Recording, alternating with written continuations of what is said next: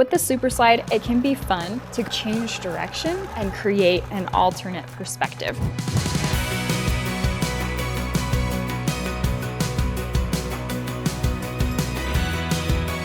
Hi friends, and welcome back to Grace Company Quilting. Today we're talking about our quilting rulers that are manufactured by us, but they were designed by our friend Leah Day. Our quilting rulers come in two different sizes, 1/2 inch and a 1/4 inch. For a high shake machine, like the Little Rebel or your quilting machine, you want our 1/2 inch. If you have a domestic machine, it's a little bit smaller, it's a low shank machine, you want to use the 1/4 inch rulers.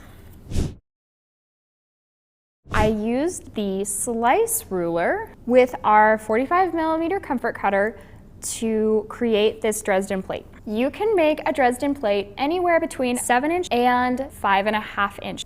And you get the added bonus of being able to echo your shapes as you're quilting. So let's take it on over to the machine and we'll show you just how it works. So we're going to align the edge of our ruler with the seam of our Dresden plate. And that's gonna get us a 1/4 inch echo along the inside of each one of these guys. So then come up the edge here and meet at that corner. Now again, we're ready to just align the edge of our ruler with the edge of our fabric, stitch until we get to the top, and then come down the other edge here. Just make sure as you go, you're smoothing everything out, so it has a nice hold to it. And then we'll come back down the other side and do the same thing.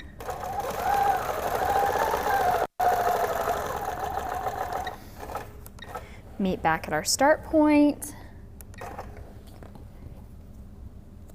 And you end up with a beautiful echoed shape. You could echo it again, or you could use any of the other lines in here to make a 1/2 inch, a 3/4 inch echo. Just depending on what you're doing, make it you and have fun with it. We're gonna use the ditcher to echo these 1/4 inch lines around our Dresden plate. But first, we need to make some markings. I'm going to align the edge of my ruler with the coordinating Dresden plate up here, as well as coming down this edge and marking all the way down here. Our next mark is going to extend through the middle of this pink Dresden plate here. So what I'm going to do is use the markings on my ditcher tool here. You can see these lines, and I want to stop a 1/4 inch from this edge. So I am going to align this marking here along this 1/4 inch marking here. And then I'm going to align this edge of my ruler along the stitch line there. And that's going to allow me to stop right in this nook here. So we'll go ahead and hit play and then move that machine until we get up to the corner here. And then same thing. So I'm just going to align this edge of my ruler along the stitched line, and I'm not going to worry about the nook for this one. I'm just going to find where my ruler is going to hit there. And then you want to pay attention to the little markings you made and stop right on that pink line. Now I'm ready to move over and do the same thing. I'm just going to align that line here along this stitched line here.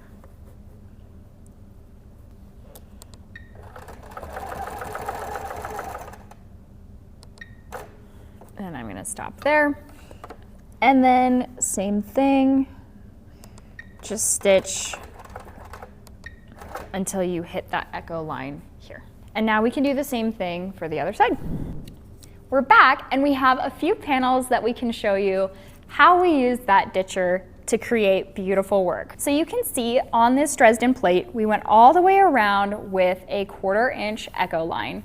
And then on the inside, we did an 1/8 inch all the way on the inside. We also used it here to create that echo of our Dresden plate that really filled in the space so nicely. On the left side here, I also used it to micro stipple and fill in to add a little bit of texture to our quilt as well. All I did was stitch and move the ruler, stitch and move the ruler, moving it across as I went so that I could use the ruler to get those nice straight lines in my micro stippling.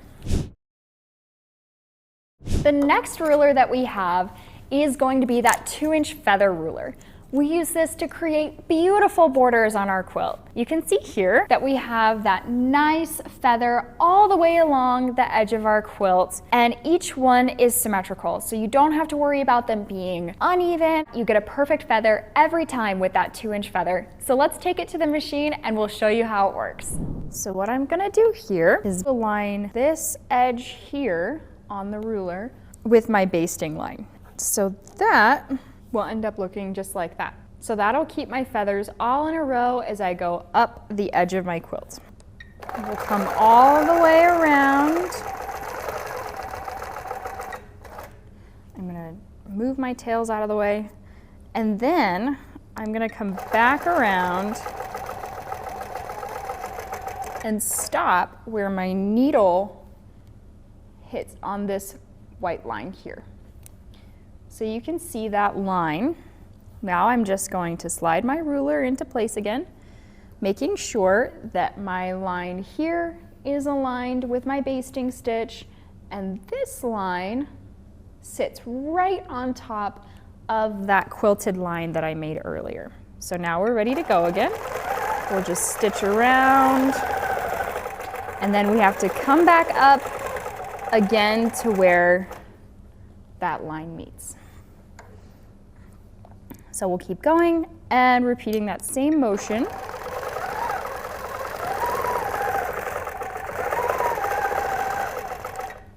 Stopping right on that edge and making sure that we're lining everything up.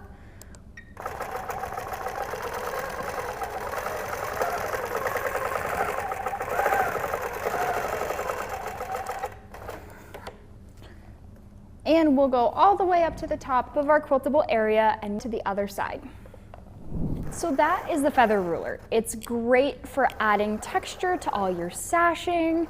It can be great for borders, corners, you name it, but it makes a beautiful, perfect feather shape every time.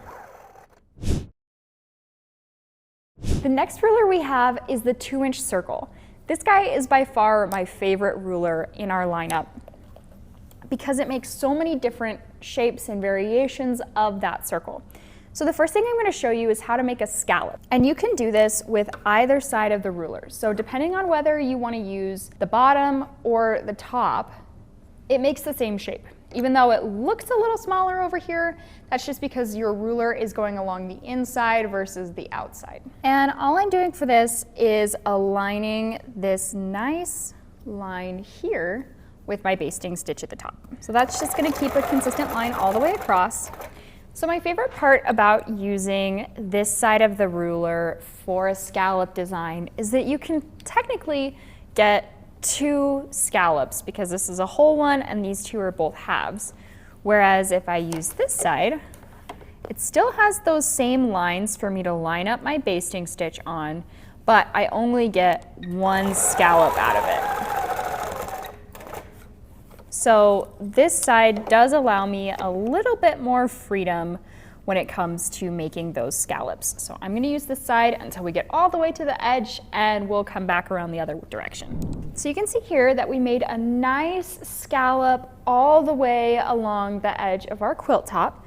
So now we're going to echo that. So what I want to do is line up this crosshair with the middle of these 2 scallops, and then I want to line up this crosshair that goes all the way across the ruler with that edge of the scallop from before. So this should allow me to just barely kiss the top of each scallop here. So we'll hug right close and you'll see how that works here.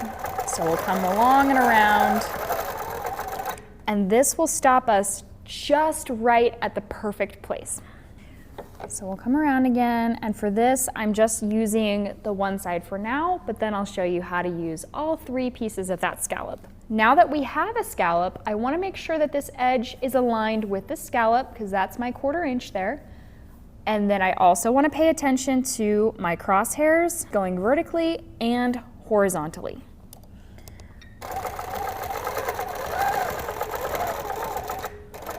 And just like that, it stops us just in the right spot.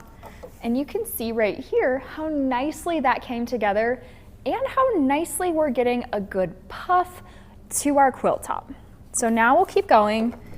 So you can see again, now we have that double scallop, and it almost kind of looks like a nice fun dragon scale, a mermaid scale. It makes a great border design with scallops, or just a great way to fill in an entire area.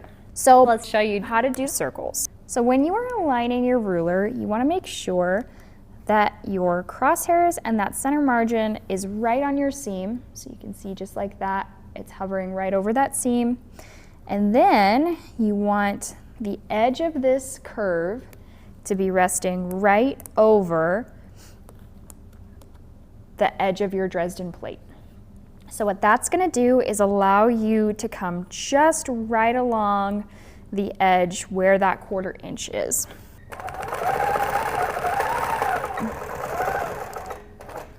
And just like that, you can see how nicely that scallop aligns there.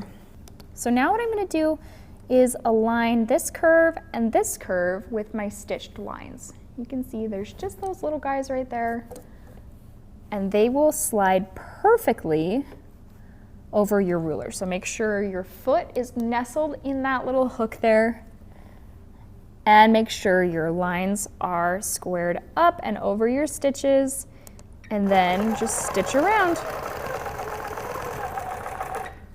Look at that. You end up with a perfect circle. To use this side of the ruler to do your perfect circle, what I'm going to do is align the center of this opening here with the seam of my Dresden plate. And then I'm also going to align these little white lines here. You can see here and here. I'm going to line those up so that they just barely touch the seam of my 1/4 inch echo line. So we'll start by bringing up our bobbin right here, because we know that's where we want our start point to be. We'll reposition everything, make sure it's all correct, and then we'll stitch along that scallop. I'll move that out of the way, trim my tails, and then slide it back around, and it does the same thing as the other side. So you have this nice little line here and here that marks your circle. And that will allow you to stop right at the same point. And you also get that nice curve, just like that. All right, so we're gonna fill in all the way around our Dresden plate here, just like this with our circle, and we'll meet you back. All right, so we've established our first layer of circles, you can see here. Now what I want to do is make another round of circles all the way around that creates a nice little wreath shape, but then we're going to do something fun with it. I am going to use the scalloped edge of the circle ruler, and same thing, I'm lining up these two curves with the edge of my seam, and then the center line goes through that point of my Dresden plate. We'll come back around, do the same thing, finish up that circle there. Ready to stitch.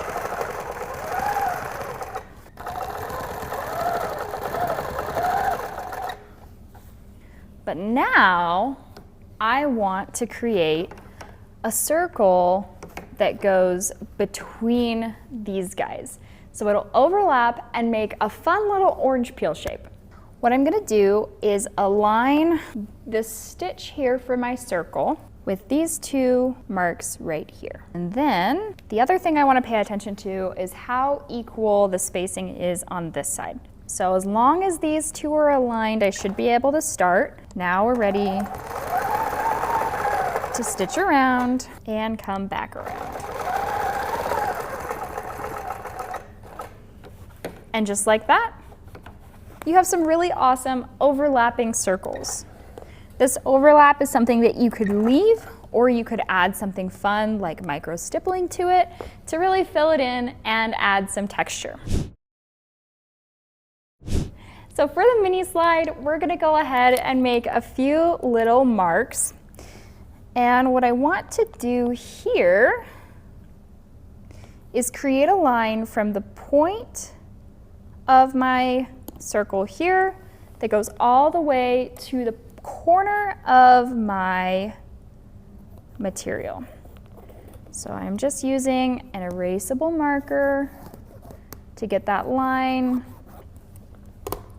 All right, I'm going to find the center point on my mini slide, which is this line right here. And I'm going to put that right on the line we just made.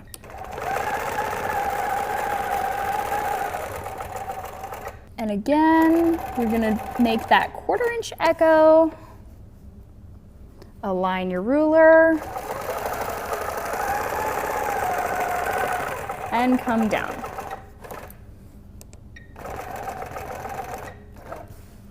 We'll do it one more time, just making sure that as we go, these lines will create echoes so we can line up not only our last stitch, but a couple of previous stitches as well to make sure that we're getting that line just the way we want it.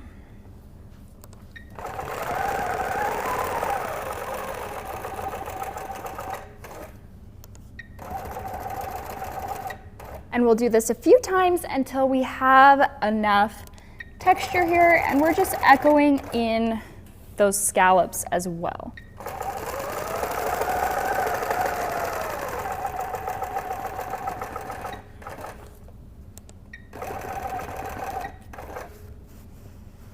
And then I will flip my ruler around because it makes that same curve on both sides. Adjust it to make sure everything is in line. Then we can stitch up until we come to that other side and bring it back down, same thing. Now what we'll do is come down the other direction. So to get the shape I'm looking for, we are going to come up across this area. So what I'm doing is aligning the center line on my Leah Day ruler here, this mini slide, with that pink line we drew earlier. So we'll come up and over, we'll just come around. Moving as we go.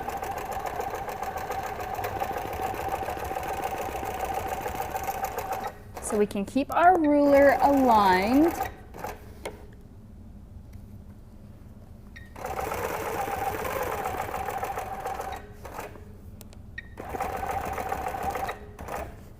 But now, because we've done a few lines, we don't need that center line anymore. We can use those echo lines to get a nice feel.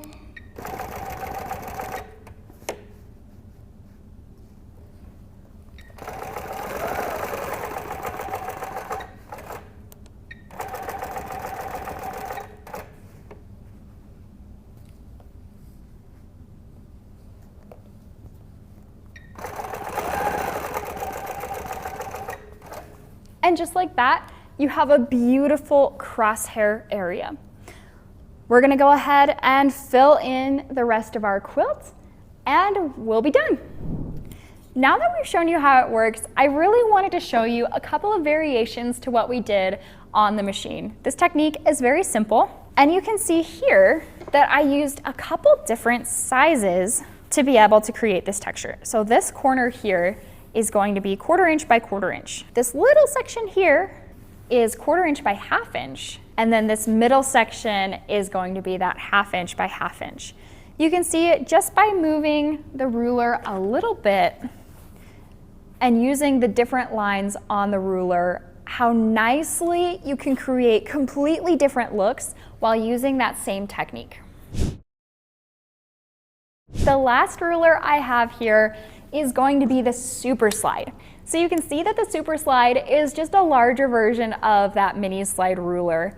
It has a similar arc, just on a larger scale, so you get a little bit more length, but it does allow the opportunity to create a little bit of a different texture. So I'm gonna go ahead and use this echo line here. I did a 1/4 inch echo line all the way around my Dresden plate, and I'm going to line up the edge of my ruler along that line, and I want the corner to touch here. So I am just lining up that corner there and then lining up my edge here. And I'm gonna use light pressure to hold this down, and we're gonna stitch along the edge of the ruler until we get to the edge of our quilt. So for my next line, I'm gonna do a 1/4 inch echo line across here. So I'm going to bring up my bobbin right on the edge of that 1/4 inch echo line that we talked about before, and then I'm gonna use that needle jog to just barely put that needle onto the fabric. And then I'm going to line up my ruler along our stitch line. So you can see through the ruler here that that's right along the edge. And we're gonna go and stitch that 1/4 inch echo.